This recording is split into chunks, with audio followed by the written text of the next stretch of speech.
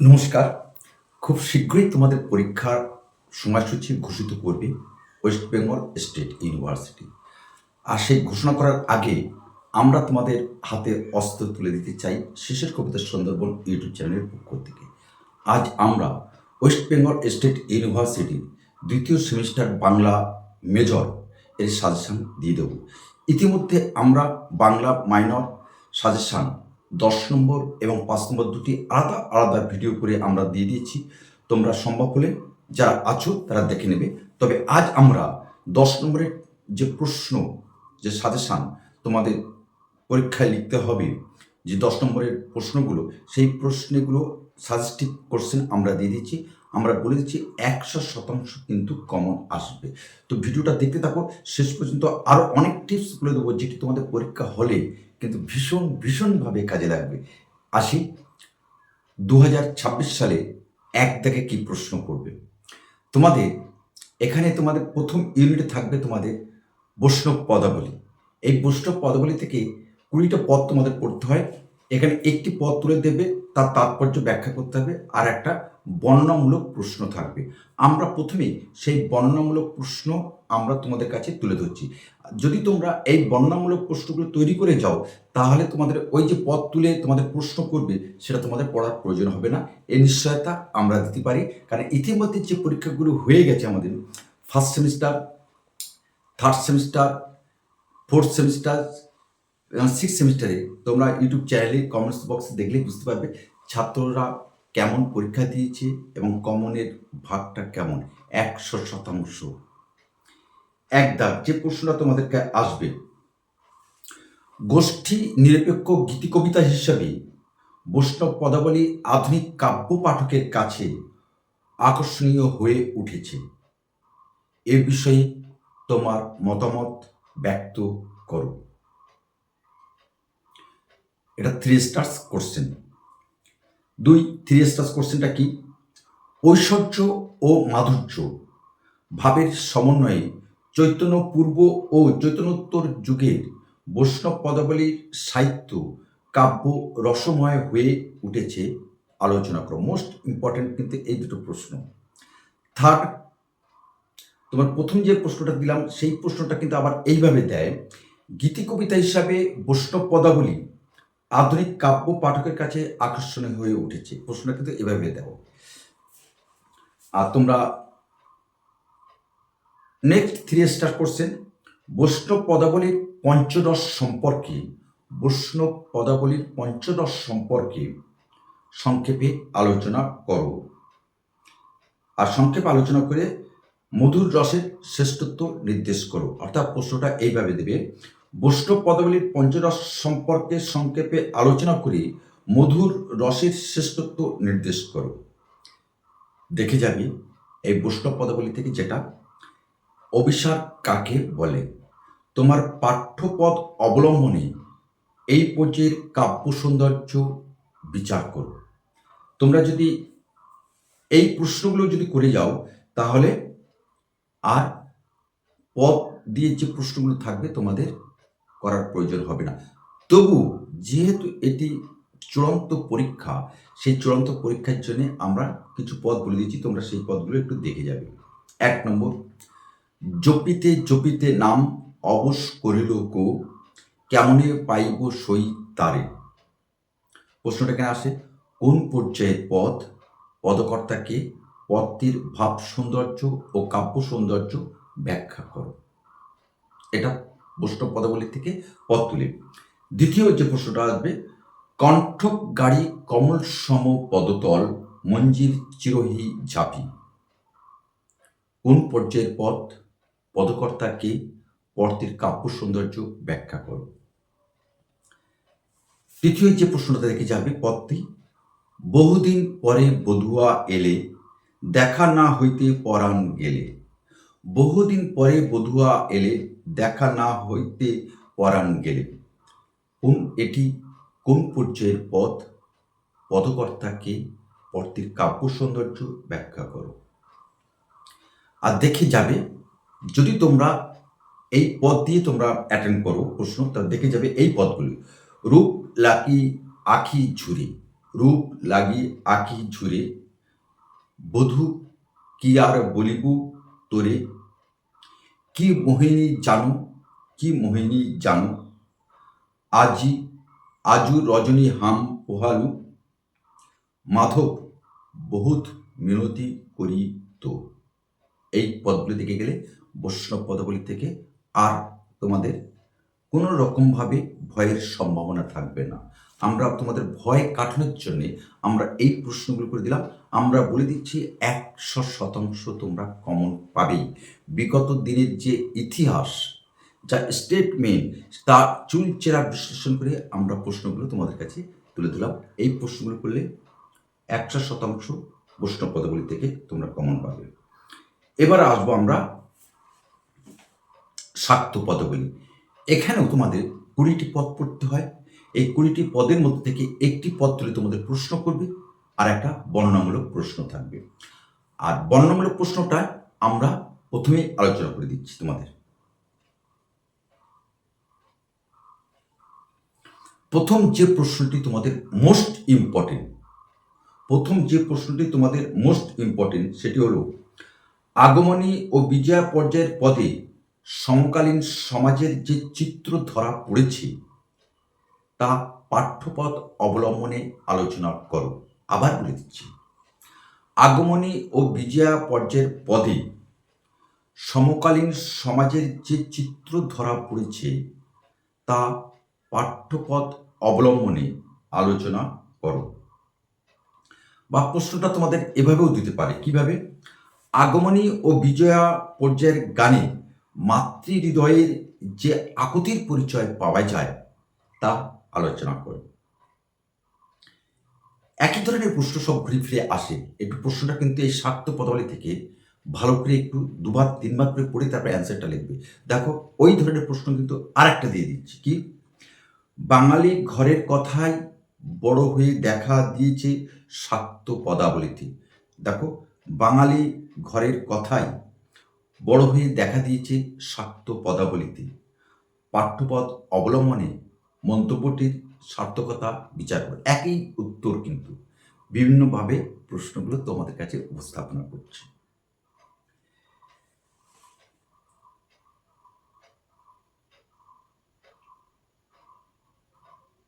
এই 3টি প্রশ্ন করলে শাক্ত পদাবলী থেকে তোমাদের আর কোনো সমস্যা থাকবে না। তবুও আমরা যে কথাটা বলি, যেহেতু তোমাদের এটি চূড়ান্ত পরীক্ষা, ফাইনাল পরীক্ষা, সেক্ষেত্রে যে পদগুলি তোমাদের কাছে এবছরই অনেক অনেক তাৎপর্যপূর্ণ এবং গুরুত্বপূর্ণ, সেই পদগুলি তোমরা তুলে দিয়েছি। এই পদগুলি দিয়ে তোমাদের প্রথম প্রশ্নটা থাকবে। প্রথম প্রশ্ন,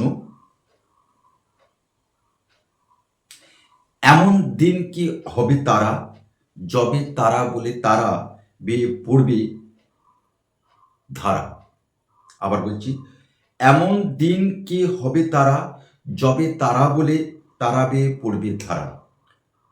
পদকর্তা কে? কোন পর্যায়ের পদ?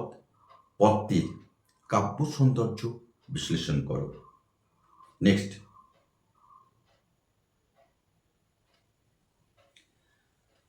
মা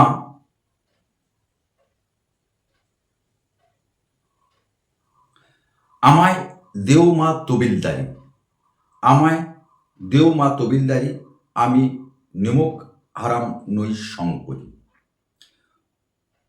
পদটিতে শাক্ত তত্ত্বে ঋদ্ধ কবির মানুষ অভিব্যক্তি প্রকাশ কর। কিংবা প্রশ্নটি এইভাবে দেবে, পদটির পদকর্তাকে, কোন পর্যায়ের পদ, পদটির কাব্য সৌন্দর্য বিশ্লেষণ করো।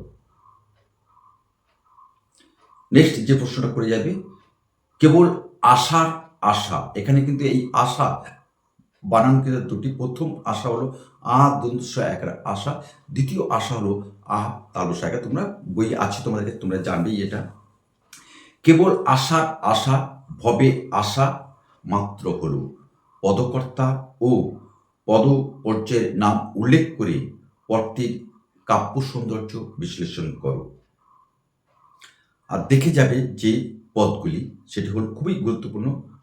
কবে যাবে বল গিরিরাজ উমারে আনিতে, ওরে নবমী নিশি না হইল রে অবসান, যৌনা রজনী আজিলই তারা দলে, পদকর্তা কি, কোন পর্যায়ের পদ, পদটির কাব্য সৌন্দর্য বিশ্লেষণ করো।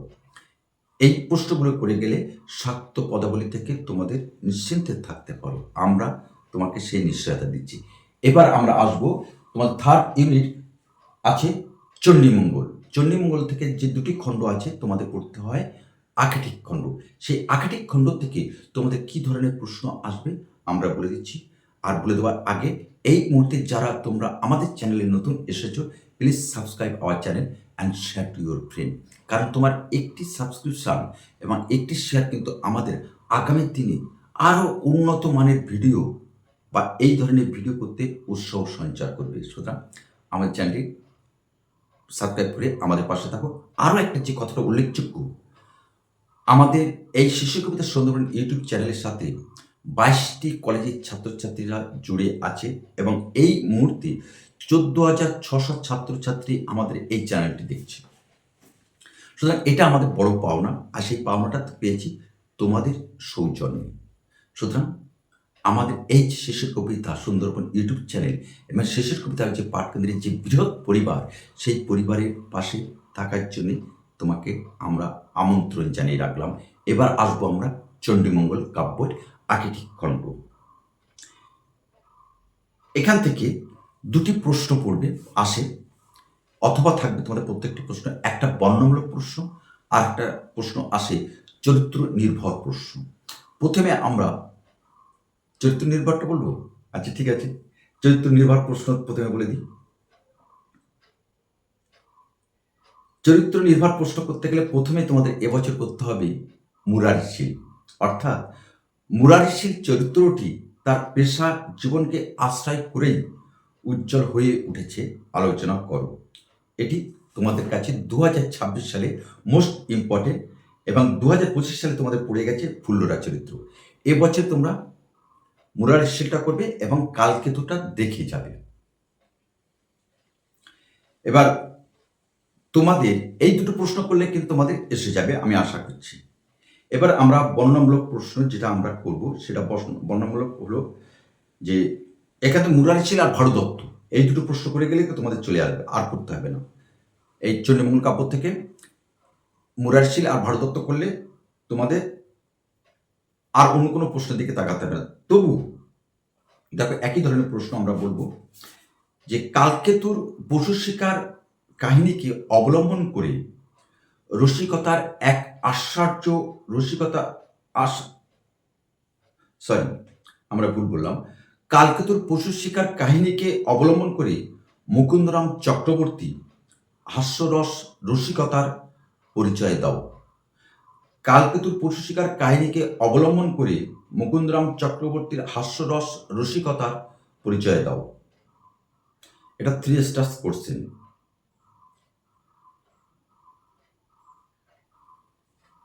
নেক্সট, আধুনিককালে জন্মালে মুকুন্দরাম চক্রবর্তী ঔপন্যাসিক হতেন। চণ্ডীমঙ্গল কাব্যের আক্ষেটিক খণ্ড অবলম্বনে আলোচ্য মন্তব্যটির যৌক্তিকতা বিচার করো। নেক্সট 3 স্টার্স কোশ্চেন, হাস্যরস সৃষ্টিতে মুকুন্দরাম চক্রবর্তীর কৃতিত্ব আলোচনা করো। তাহলে 1 নম্বর প্রশ্ন হলো মুরারিশীল অথবা ভারদত্ত, এই দুটো করলে একটা প্রশ্ন এসে যাচ্ছে।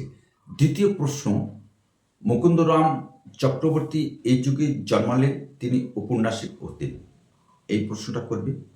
কিংবা চণ্ডীমঙ্গল কাব্যের আক্ষেটিক খণ্ড অবলম্বনে মুকুন্দরাম চক্রবর্তীর যে হাস্য রস রসিকতার পরিচয় পাওয়া যায় তা আলোচনা করো।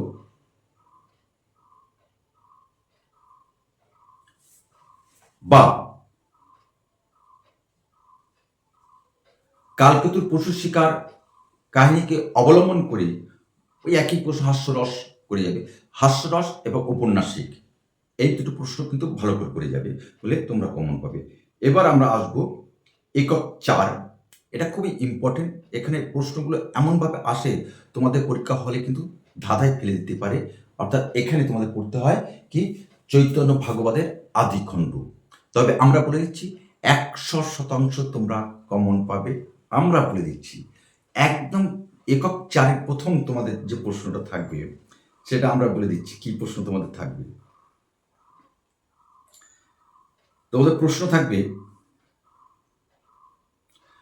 চৈতন্য ভাগবতে আদিখণ্ড অবলম্বনে গৌরাঙ্গ অবতরণের হেতু এবং তৎকালীন নবদ্বীপের অবস্থার পরিচয় দাও। Most important. আবার বলছি, চৈতন্য ভাগবতের আদিখণ্ড অবলম্বনে গৌরাঙ্গ মহাপ্রভুর অবতরণের হেতু এবং নবদ্বীপ তৎকালীন নবদ্বীপের অবস্থার পরিচয় দাও, সামাজিক অবস্থার পরিচয় দাও। নেক্সট 3 স্টার কোশ্চেন, পঞ্চদশ অধ্যায় অবলম্বনে চৈতন্য মহাপ্রভুর সহিত ঈশ্বরপুরীর সাক্ষাৎ ও গয়াগমনের ইতিবৃত্ত বর্ণনা করো। Most important. 3 নম্বর 3 স্টার কোশ্চেন, কোন হেতু কৃষ্ণচন্দ্র করে অবতার শ্রীকৃষ্ণের শ্রী চৈতন্য রূপে আবির্ভাবের কি কি কারণ ব্যাখ্যা করেছেন শ্রী শ্রী চৈতন্য ভাগবতের রচয়িতা বৃন্দাবন দাস, সে সম্পর্কে আলোচনা করে। একই প্রশ্ন কিন্তু ঘুরিয়ে দিল। দেখে যাবে যে প্রশ্নটি, চৈতন্য ভাগবতের আদিখণ্ড অবলম্বনে হরিদাসের চরিত্র ও মাহাত্ম্য বর্ণনা করো। এটা কিন্তু তোমাদের কাছে মোস্ট ইম্পর্টেন্ট।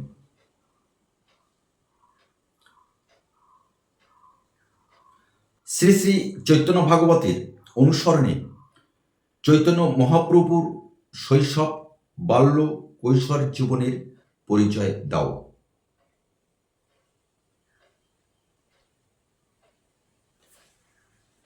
আর যে প্রশ্ন দুটি তোমরা দেখে যাবে সেটি হলো এই, চৈতন্য ভাগবতের আদিখণ্ড অবলম্বনে 10ম অধ্যায়ে বিষ্ণুপ্রিয়া পরিচয়